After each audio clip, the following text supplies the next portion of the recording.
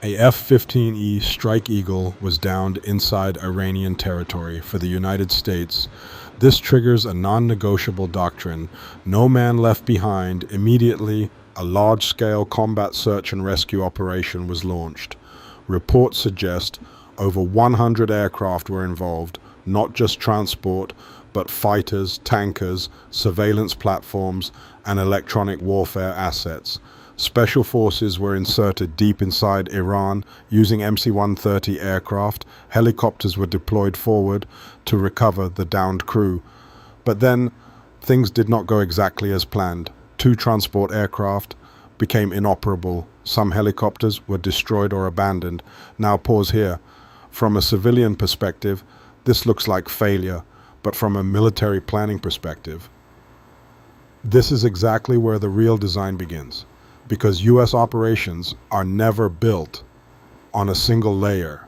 They assume aircraft can fail, landing zones can collapse, enemy can react. So when those aircraft became unusable, the priority shifted, not equipment, but men. Sensitive systems were removed, and the platforms were destroyed to prevent intelligence compromise. This is not panic, this is protocol. From U.S. point of view, this operation is still a success. Why? Because the objective was never to save aircraft. The objective was to recover personnel, and that was achieved. Replacement aircraft were already in motion. Additional waves entered the area. Extraction happened in stages. This is called layered redundancy. In simple terms, even if Plan A fails, Plan B is already airborne, and Plan C is waiting behind it. This is why losing 2 aircraft does not collapse the mission, because the mission was never dependent on those 2 aircraft alone. Now shift the lens. From Iran's perspective, this is not a U.S. success story. This is a signal that U.S. entry was detected, engaged, and disrupted.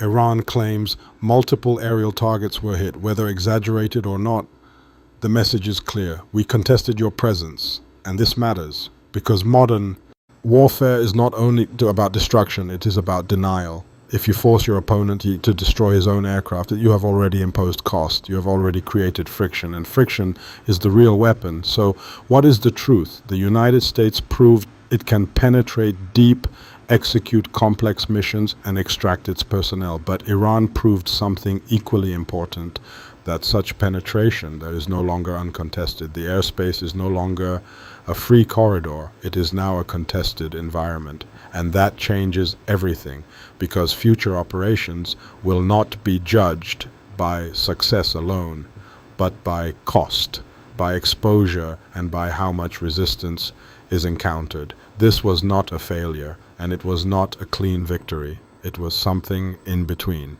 a tactical success. With strategic warnings, America showed it can reach anywhere, but Iran showed it cannot do so without being challenged. Now, there is one more layer which cannot be ignored. Some analysts argue that such a massive deployment, over 100 aircraft, for a single pilot raises questions. Was this purely a rescue mission, or was it also an opportunity to test access, probe defenses, or even position for something deeper, such as surveillance or targeting linked to Iran's nuclear infrastructure? There is no confirmed evidence to prove this conclusively. But in modern warfare, operations are rarely single-purpose. They often serve multiple objectives, visible and invisible. If such a secondary objective existed, then it is equally possible that it did not achieve its intended effect. And that may explain the scale, the friction, and the sudden escalation, followed by controlled withdrawal. So the real question is not who won. The real question is what was truly being attempted beyond what was officially declared. And in that gray zone, both sides are still playing the game.